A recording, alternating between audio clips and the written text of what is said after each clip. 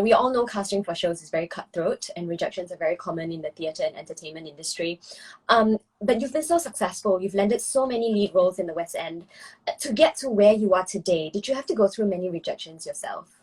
Oh, daily. I mean, part of this industry is being told no on a daily basis. It is part of it. And I think it also separates people who's going to have longevity and who's not, because I think it's quite a hard thing to deal with. But I think the minute you get over the fact that it's not personal, it's not you, it's just you don't fit the role, and that's okay. I think it just makes us stronger. If you're told no, then you go, well, right, if that's not for me, then I'll do something else, or I'll find my way around it, or I'll do it another time. Welcome to the show, Kerry. We're so thrilled to have you on Secrets to Success. You were the first British Elphaba in Wicked. You've played Elphaba in both in the West End and on Broadway. You've also starred in leading roles across several West End musicals: Les Mis, My Fair Lady, Cats, Oliver. And so, yeah, welcome to the show. Thank you very much for joining us today. Thank you. Thanks for having me. That was a nice little intro, list of all my shows that I've been in. That's lovely. Thank you so much for joining. So yeah, we'll just get right into it. So you really are the leading lady of the West End. You made your West End debut in 2001, understudying the role of Eliza Doolittle in My Fair Lady. And since then, you've gone on to do so many shows, primarily Elphaba in Wicked in both the West End and on Broadway. You also played Fontaine in Les Mis, Nancy in Oliver, and Grisabella in Cats. Yeah. So how did it all start? How did you, break into the West End industry?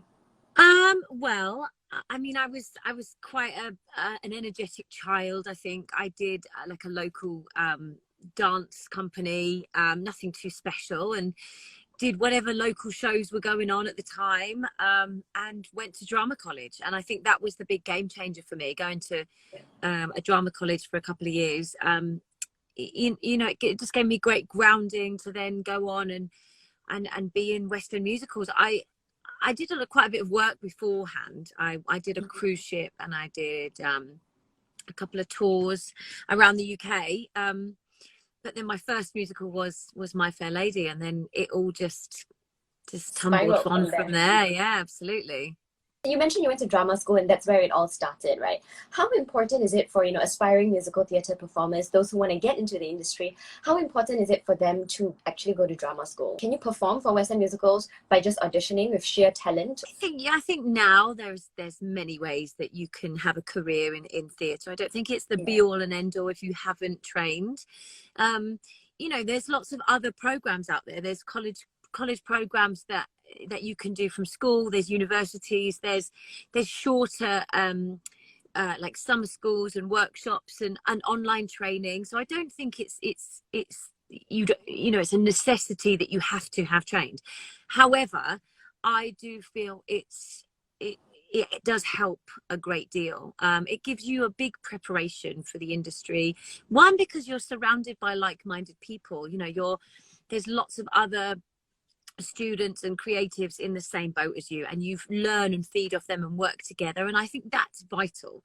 Learning to create with other people is massive, and it's something that you can't really learn unless you're in a college or some kind of training program. But there are other ways in, but for me that was my route, and that's the route that I understood. Yeah, well, it all paid off. You starred in so many leading roles. This gift or this curse I have inside, maybe at last I'll know why, as we work hand in hand, the wizard and I. So let's talk about Wicked. You were the first British Elphaba in Wicked.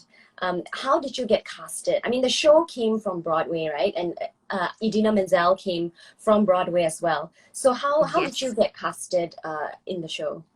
So I was doing Les Miserables at the time, and I knew Wicked was coming, and I got an audition, and I went along. I think I had about 7 auditions. And then I got the role, and I didn't quite realize at that time that Idina was going to come over and do the first 3 months. But then obviously when I heard she was going to come, that was great, because to have her open the show was gave the show a lot of excitement, and to have one of the original characters come and open the show in London was great. And then I got 3 months in, and then I got my own kind of opening night, which was a lot of fun. Yeah. And also what was brilliant about Adina coming here was that it opened the door for me to go back to Broadway. So, because we kind of did an exchange. So I was really grateful. That's amazing, right? I mean, like, although it's the same show, but you're performing in an entirely different city. What was that experience like for you? Well, I'd been to New York before. I knew New York a little bit, but I hadn't lived there for, you know, months on end. So it was different, but I did love it. I found it difficult because I was on my own.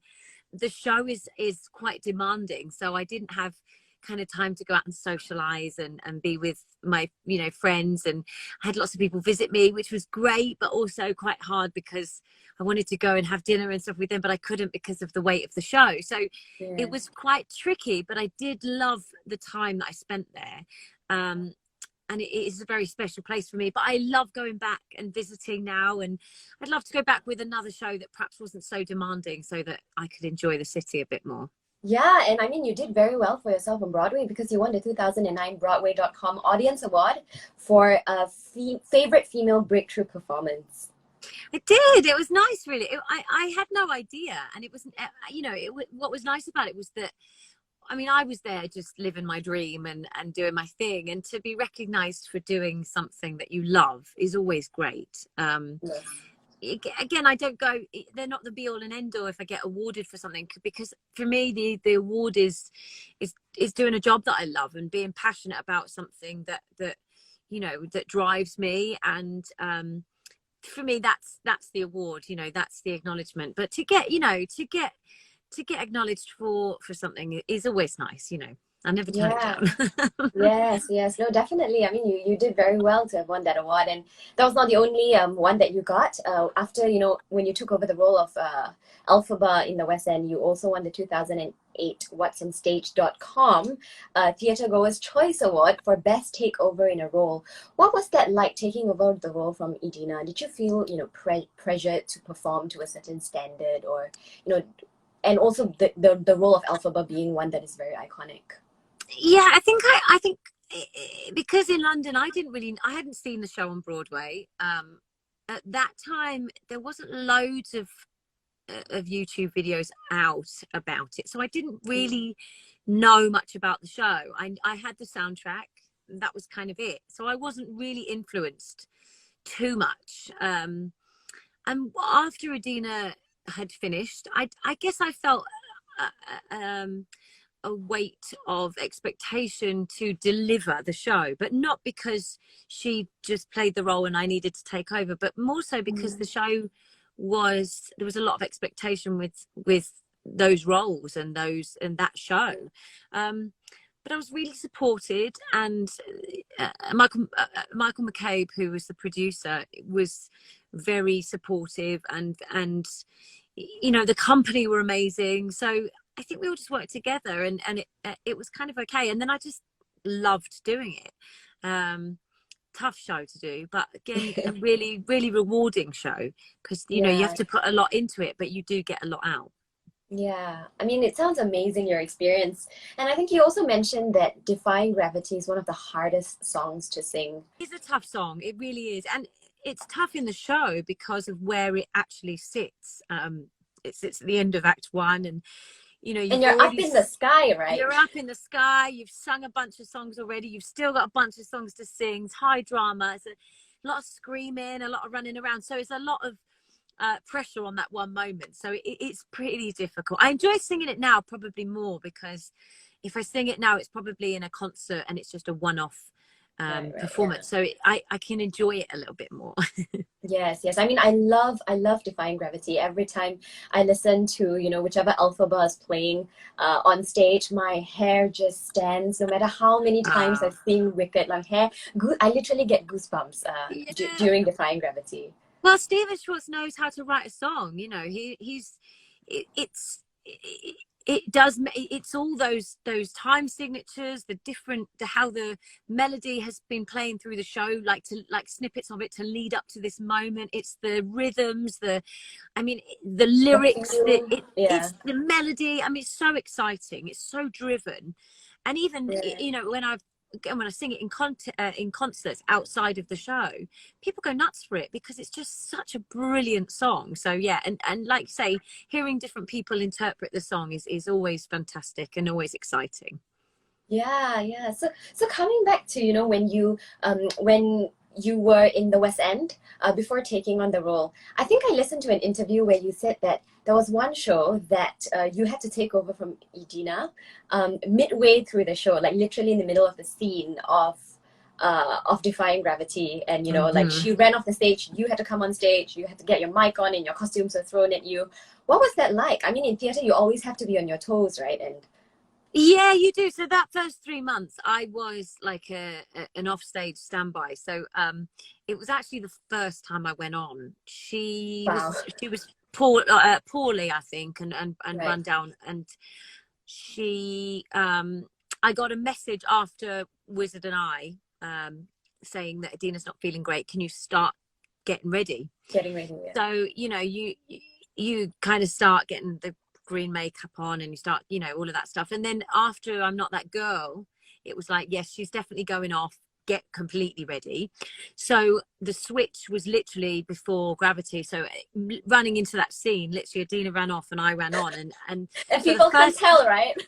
Well, I don't know, I don't think so. I think because it's so heightened, you're in green makeup anyway, you're in the whole outfit. I think people would really have to be tuned in to realize, and obviously they don't stop the show. We just switched and carried on, and that was the first time I'd ever done any of the show. So it was, and you came in crazy. At like the climax at Defying Gravity. I know, but it was kind of baptism by fire, so I didn't really have time to process it. So I think I just went on and did it and didn't think too much about it, and I think it's probably the best way, really, because I just I wasn't kind of built up. You didn't have time to get the nerves going, right? I didn't have time.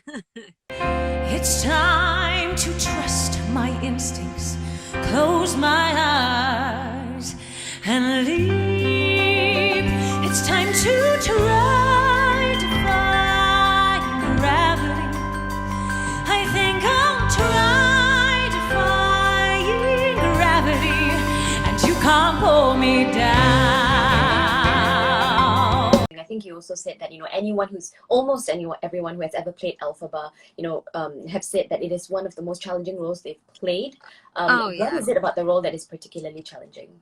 I think it's a combination of things. I mean, physically, you don't pretty much leave the stage for the whole 3 hours. You're running around, if you're not on stage, you're off stage and you're changing, or you're running to another part of the set, or grabbing some water. It's physically exhausting, but you kind of get fit for that. You get show fit, and it's like an athlete, or if you're training, after you've done it several times, you're ready for it. But it's the emotion of it, because again, you're on stage sharing your story and your honesty and bearing your emotions for 3 hours, and that doesn't stop. So that can be quite draining. And vocally, of course, I mean, it's like a marathon, it's like an Olympic event. I mean, I've never sung anything so difficult in my life, and I don't think I ever will again. But it's just exhausting because it's there's so much of it, and also it's very rangy, so it's all over the place, and using different parts of your voice, and also to try and do that 8 times a week with only one day off is really hard. The shouting, the constant dialogue. And nobody in all of us, no wizard that there is or was, is ever gonna break me down.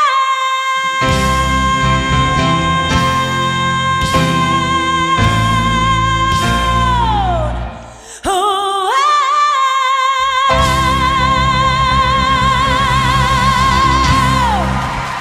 just the emotion of it, the expectation of the audience, the pressure of your name being above the title. It's just a lot, it's a lot to take on. And as much as, I mean, I loved it and I really had a great time doing it, but it's just definitely one of the hardest jobs. However, it's one of the most rewarding jobs, because once you've done it, it's a real you know, you feel like you've won a medal. You feel like you've got through it. You've run that marathon. You've got that medal, and I'm really proud of it.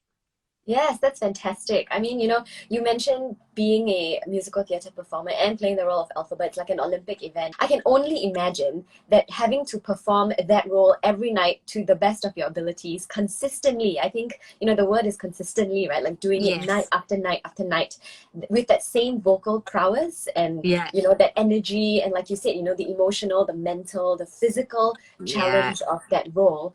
It's fantastic. Oh, yeah, thank you. For half of Oz's favorite team,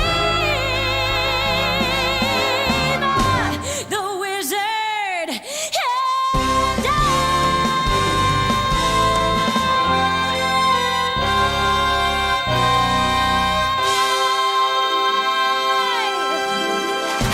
Oh, and with the role of Elphaba, right? You know how she's painted, well, she has green skin, and in the show, is that a paint that you wear, like complete green paint that you have to do up every night, or is that like a special mask that you have? Yeah, it's paint. It's made by MAC makeup, and it's like a foundation paint, like a poster paint almost, and you mix it with a little bit of water and you put it on your face, and then you kind of put powder on top to set it, and it's pretty simple. In fact, the makeup is a lot lighter than when I did Cats, because the Cats is all very oil and very heavy, and is quite different. So it's actually, I didn't mind it. I quite like a dramatic change, because it really makes you get into the character. It really changes you. It's almost, I think something like Murder Ballad, when I'm just myself, it's almost a bit harder, because you've got to convince people that it's not you, and a costume and makeup does that for you. Yes, they say that costume and makeup changes how you feel, how you walk in the role, right? Like as soon as the wig comes on, as soon as the makeup and the costume come on, you feel like you are that character. Absolutely. And it helps with Absolutely. And especially when you're in a new show, and I want to get in my costume and my shoes as soon as possible to know how it feels and how that's going to make my body move. And it really does. Yeah, you really evolve when you get all of that stuff on, because you do become someone else, and it helps you as a person develop that, because you can't suddenly see yourself, which is great. It's really helpful. Not many roles out there, you paint yourself green. Actually, I was only thinking of one other one, which is Shrek. So Shrek, yeah. But the Cats one, the Cats is a really dramatic change. Yeah, too. Cats you do, because the character's an animal, right? So you have to really kind of morph into that. And you're completely covered. Your face is completely covered. Your wig is very different, and yeah, Cats is a very dramatic look, which I loved. I loved Cats so much. Yeah. So coming to casting, right, for shows, we all know casting for shows is very cutthroat, and rejections are very common in the theatre and entertainment industry. But you've been so successful. You've landed so many lead roles in the West End. To get to where you are today, did you have to go through many rejections yourself? Oh, daily. I mean, part of this industry is being told no on a daily basis. It is part of it. And I think it also separates people who's going to have longevity and who's not, because I think it's quite a hard thing to deal with. But I think the minute you get over the fact that it's not personal, it's not you, it's just you don't fit the role, and that's okay. And I think the older you get, the easier it is to deal with that. I think when you're younger, you do take it personally, and it is harder to deal with. But yeah, I think it just makes us stronger. If you're told no, then you go, well, right, if that's not for me, then I'll do something else, or I'll find my way around it, or I'll do it another time. I remember Les Mis. Les Mis, I wanted to do Les Mis, leave from day one, and I left college. I think I even auditioned when I was at college, and I didn't get it, and then I auditioned again when I left college and got into one of the workshops and still didn't get the role. And then later on, 2005, I played the role of Fantine, and I think sometimes it's just not your time to play a certain role at that time. You're not ready for it, but then things come when they're meant to come. So I think I love that. Yeah, I love that you say that. You just have to get used to it. I was recently speaking to Megan Picherno, who plays Christine Daae in The Phantom of the Opera on Broadway last week. And she also said that, dreams will manifest, and a lot of things happen when they are meant to happen. And I like that so many people feel that way, and so many successful people like yourself, like Megan, you know, believe in that. And I think that inspires a lot of the younger people as well, and a lot of the people that are trying to get into the industry and are facing rejections, that, you know, sometimes Yeah, it's not about you. I mean, you know, it's not about you, but it's more about the timing, the right timing. You just got to keep pushing, and as long as you don't absolutely. give up, right, like you have the chance to Absolutely. get there someday. Yeah, and I think you have to be open. I think you have to be open to your past changing direction. You know, sometimes you might be on a path and go, I want to play this role. You know, I want to play Elphaba. That's the show I want to play. But then perhaps that's something, you know, it doesn't quite happen. But then something comes up, or the casting director that you auditioned for wants you for something else. So I think it's about being open to change and open to direction, and being okay with that. Like, if it's not your time to play that role, it's not your time, and that's okay. I think, yeah, the more you can kind of just get over it, you know, and Yes. not be hurt by things, the better it is. Yes, and I think when you, like you said, when you have that open mindset, different roles may come to you that you never maybe considered before, but might become your favorite role to play, right? Absolutely. Yeah, absolutely. And part of it is the challenge. You know, you want to be challenged. We're creatives. We want to be, Yes. you know, given something that we've not seen before and go, right, how am I going to put my interpretation into that part? You know, what am I going to do with this? And I think that's part of what we do, being Yes. creative, being challenged. Yes. Matthew and Nadine asked a very good question. So they ask, what's the worst criticism you've received? Well, criticism is funny because I think from an early age, like from doing dance classes and then obviously being at college, I think it's another thing that prepares you for the industry, because you're at college, you're critiqued the whole time and you're used to it, you know. And for me, I think the biggest thing I learned was to take criticism as a positive. Take it as because somebody's trying to help you. Take it on board, do what you can with it, put it into action, and move on. Critique, as in if you're doing a show and you get like a bad review or something, I try and steer clear of, because I don't think they're helpful. I don't think they service you in any way, good or bad, because if they're good, it means you might get a little bit relaxed, or you might you know, stop doing what you're doing. And if they're bad, it can affect you in a way that is more detrimental than the actual review itself. So I mean, you know, I've been told it all. I've been told I'm too fat, I'm too, you know, I'm too I'm my hair's too long, my hair's too short, my eyes are the wrong color, you know, I've been told all sorts of stuff. I can't sing that certain way, I can't do this certain act. I've been told it all. And the thing is, I think I've just learned to go, it's okay. That's your opinion, and that's fine. And I don't mind that. You can say whatever you want, because you cannot always please everybody at one time. That is true. And that's okay. You Yes. know, if you do a show, you're not going to please the entire audience. Hopefully the majority of the audience will love the show, love you, and love what you've done, and off you go. But you're never going to please everyone, and that's just humanity. That's normal, and that's okay. Yes, I think that is very important what you said, you know, that in this world, especially with social media and all these things, it's so common for people to be put down, or, you know, for comments to, and you're never going to please everyone, like you said. So it's important to have that mindset that, you know, not let it affect you. Otherwise, are you going to give up every time someone says a bad comment, right? Because then in that case, we won't be having any performers. We won't be having any. Exactly. And it also because of social media. I mean, a lot of people have had some bad experiences with social media. I mean, I've had really good experiences. And I think for the, you know, the odd occasion where you do get a negative message or whatever it is, I think the positivity outweighs that. And there's a lot of good things that you can see and interact. And I mean, you know, allowing people to chat to each other and interact and is amazing. You know, that never used to happen. So I think that it is a good tool. Yes, I think social media is a great tool. I mean, you know, in the past days before social media, I mean, how would people connect so easily, right? Nowadays, people can just connect so easily by just, you know, messaging each other and getting connected and increasing your network. Absolutely. And especially with, you know, with the pandemic as well, it's allowed people to continue performing, communicating, being creative, Doing virtual concerts. Doing virtual concerts. I think it's been great. Thank God for it, really, because I think if we'd have had this shutdown with no way to connect, connection tools, it would have been really difficult. Yes, of course, definitely. Yeah, so having, enjoyed a very successful career in musical theatre and being in the industry for over 20 years, has anything changed about the musical theatre industry, say 20 years ago compared to now? I mean, now we have technology, as we spoke about earlier. We have online streaming, Netflix, social media tools, etc. And I know that's not the same as the experience of being in a live theatre, but it is an option, right, for people to be entertained in that way, at home rather than going to the theatre. Do you think that there is a shift in the reception to musical theatre in the last 20 years?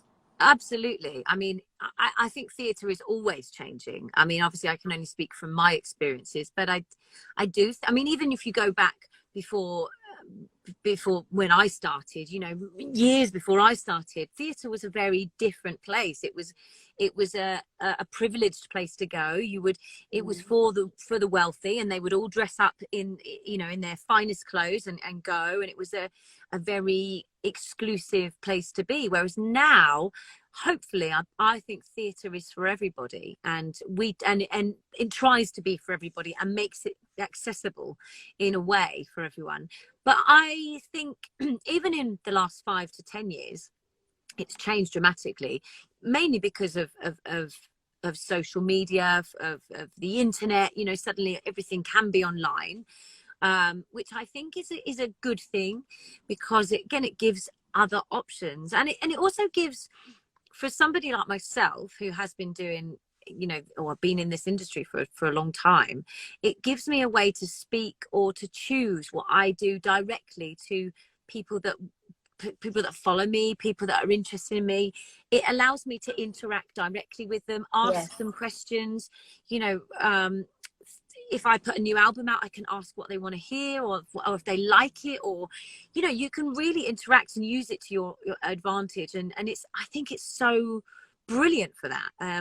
And it's almost like having your own platform that you control, because also so much of our industry is controlled by other people. If you've got a production company, or if you're in a show, you don't have a say in it. So I think this is a way of artists actually connecting, actually being themselves and choosing which way they're going to go and what they're going to put out there. Live streaming, choosing a show you want to do, and also it's a way to tell people what you're doing. So my shows sell. If I put it on social media, I say, right, I'm doing this here and there at this day, I'm performing this show, or a solo show, and it's a way of selling tickets, sort of communicating to people where you are, what you're doing, and I think that's a really good thing. It has changed, and I'll be interested to see what happens in the future. I think lockdown has, again, I mean, it's dramatically changed how we use it as well, right? It has, and I wouldn't say it's saved our industry, because our industry is in dilemma really at the moment. But it has given us an outlet, has given us a way to keep communicating, keep performing.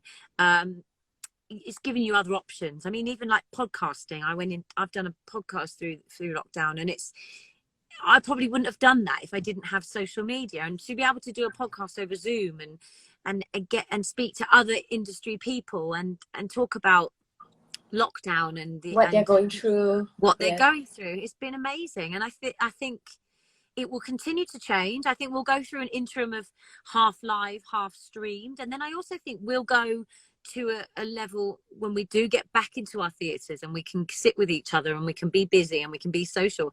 But I think it's still going to be streamed. I think we're going to go into a digital world. I think I very much think so as well. And now people realize how convenient it is to do a live interview by streaming, because you don't actually have to go to the location. You can do it in the comfort of your home or your studio, and it's just so easy to jump on live, right, and do a stream. So I think it has changed the way in which we use social media as well. It's nice also because or something that I spoke to Brian about actually through lockdown. I was talking about doing my live concerts and videos and things, and I said to him at one point, I'm getting a little bit like, I feel like I'm kind of just there's no point in me doing it. I've done a few, people aren't interested, and I feel a bit like I need to give people higher quality, and I can't do that when I'm at home, blah blah. And he said to me something really interesting. He said, but what you are doing is creating a network all over the world, and you're creating a connection with people all over the world, which is you weren't before. You were just touring the UK or touring Europe, but it was very much a smaller network of people, whereas now we're online, you can open up to That the is rest true. of the world. Yeah. And Yeah. that is huge. So I think me personally moving forward will probably stream my live shows as well, so that people outside the UK Outside, can yes. see too. Yes, I think it's a great networking tool and a great tool to reach out to people, other than the people in your region or your country nearby. Yes. Because like with this live stream, I've also found that, speaking to, say, like for example, Megan last week in New York, because of that, people who like musical theatre, who are in contact with her, are now watching this stream because they're so excited to come and listen to you, and you're based in the UK. So I think, Instagram Live is a great way for people to be connected. And I was just thinking, and I was, telling my mom, I said, it's so interesting how Instagram Live has allowed me to connect with so many people around the world, because through this series, I've also connected with, say, like someone in New York who's on Broadway. I mean, I knew her from before, but, and then now her connections are connected to me, who are now connected to you, because I know they're watching this live. So it's really interesting how the world is so interconnected now because of social media. For yourself, right, having been in the theatre industry and also, playing so many lead roles, would you say that for yourself, it was a case of you planning your steps out, or did the stars align for you? Did, the right role come for you at the right time? I don't know. I mean, I'm a big believer in things will happen at the right time. However, I also believe that, for me personally, I've worked very hard to get where I am. I've done a lot of work. I've done a lot of groundwork. I've done a lot of jobs. I've met a lot of people, and I've also not got a lot of jobs, but I've been consistent, and I've been passionate and dedicated and worked hard, and I think that has a massive amount to do with it. I also have a lot of passion, and I love what I do, and I think that has carried me a long way. That lots of people give up at certain points because of certain reasons. People have families and have other commitments and don't sustain it, and that's fine, and that's what happens, that life moves on. But for me, it's been part of me, and I can't live without it. And that's been apparent in lockdown. I've had to find another outlet, because I can't not perform, I can't not interact. But yeah, I think it's been a bit of right place, right time, but a lot of hard work and dedication as well. Yes. So what would you say is the secret to success, being the leading lady of the West End? Oh, I don't know. What is your secret to success? I think a lot of it is being a nice person, being kind. People want to work with nice people. Be kind, be on time, respect other people, and try your hardest. Put as much in as you can, because we're all working together. It's a team effort. You don't do a show on your own. You're part. Yeah, you can't do a one-man show with musical theatre generally. You're part of a massive machine, so you have to get on with people. So I think the main thing is be kind, and be somebody that you want to work with, so that you have a good experience. Yes, completely agree. Midnight, turn your face to the moonlight, let your memory lead you. What does success mean to you? To different people, it means different things. It means, being happy, being at peace, or achieving, many achievements, having a family. What does it mean to you personally? Success. I think if somebody says to me success, it for me, initially it says my career. It says, doing a job that I love and that I'm passionate about still, and I hope that I can still be successful and continue to do it for a long, long time. Success in my personal life, I feel very fortunate. You know, I have a loving family. I have supportive parents. I have in-laws. I have a brother. I have a sister-in-law. You know, I'm surrounded by loving people, and I'm very grateful and very, you know, lucky to have all of that. So that for me is successful. But career-wise, it's about longevity. It's about doing this, you know, for as long as I can and still loving it every day. And doing a job that I love is just is the best thing. Yes, I like what you say, because you know it's about longevity and also liking what you do on a daily basis.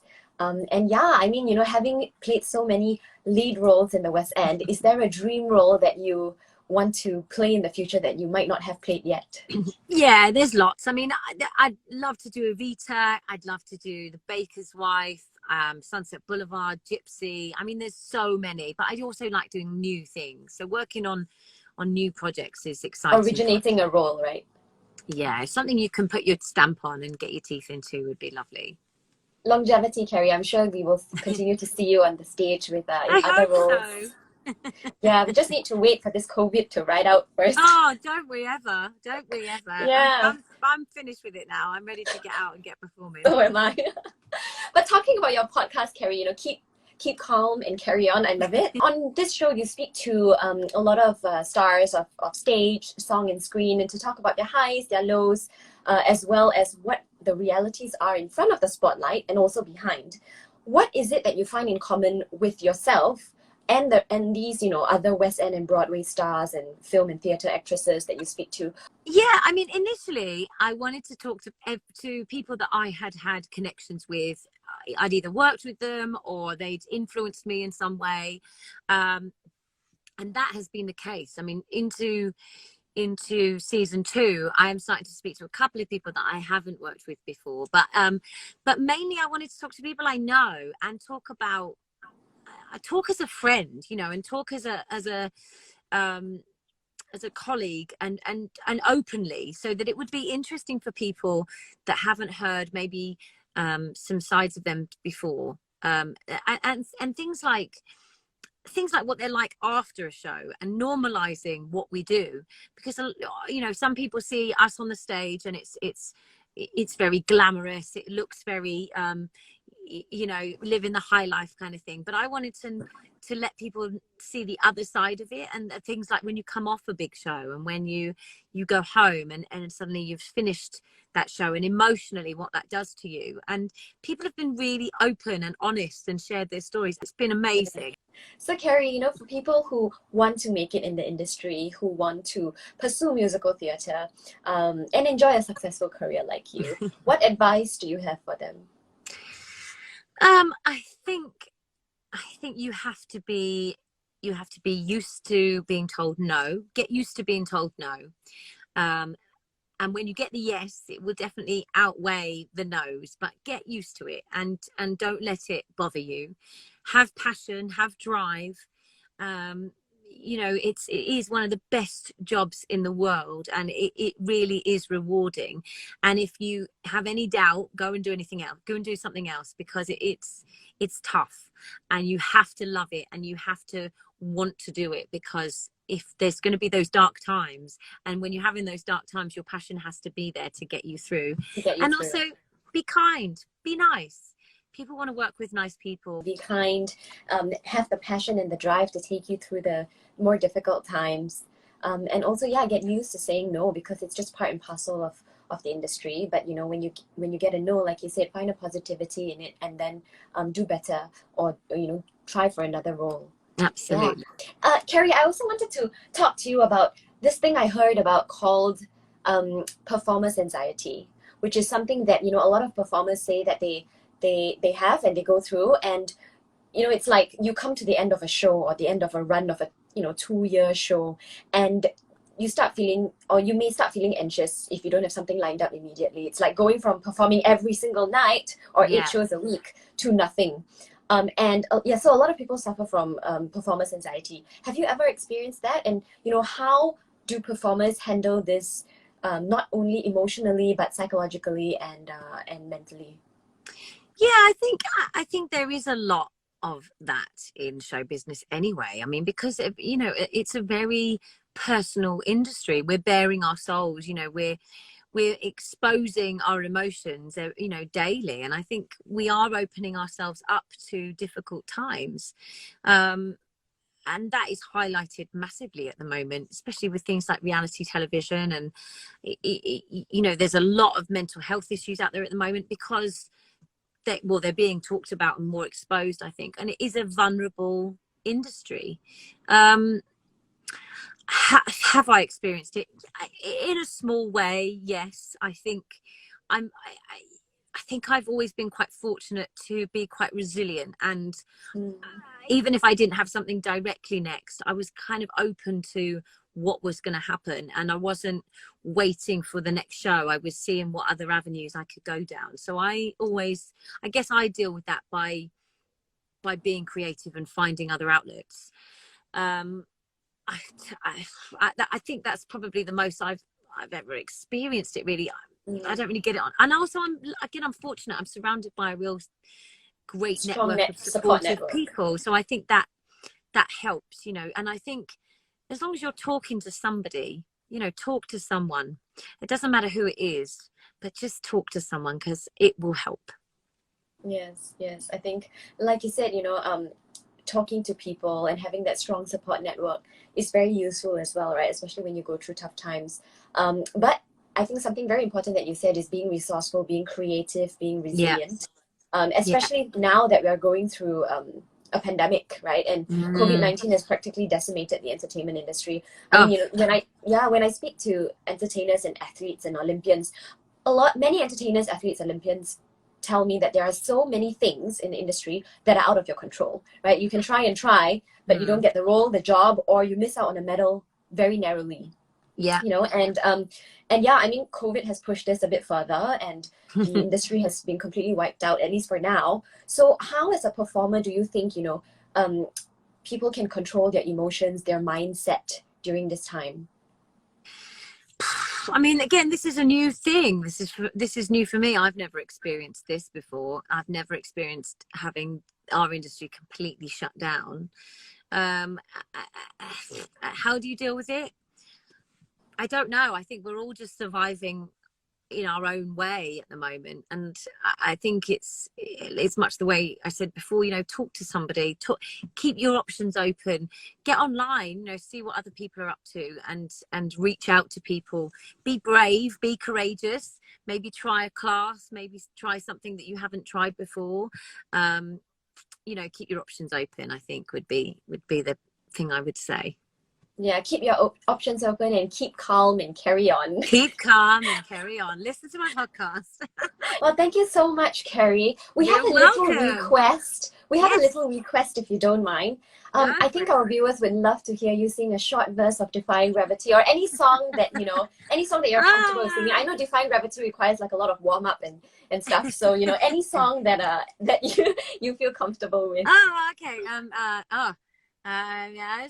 So if you can't find me, look to the western sky. As someone told me lately, everyone deserves a chance to fly. Thank you so much, Kerry. You have a lovely voice. Very, very You're lovely welcome. voice. Thank you so much. Thank you. Thank you so much, Kerry. Thank you so much for coming on the show. So just to wrap up, right, I think for all those, your secrets to success is having the passion, the drive, getting used to rejections and finding the positivity out of that experience and becoming even better and trying again. And also be kind. I think something very important that you said is being kind and treating people the way you want to be treated. And I think that's an absolutely beautiful thing to say. Oh, thank you so much. It's been lovely to chat to you. Thanks for having me on your show. Likewise. Thank you so much again, Kerry. Really, really lovely speaking to you this time. And thank you for sharing all your experience, your knowledge with all your fans and followers. Pleasure. Thank you so much. Have a wonderful afternoon, evening, morning, wherever you are in the world. You too. Good night. Bye-bye.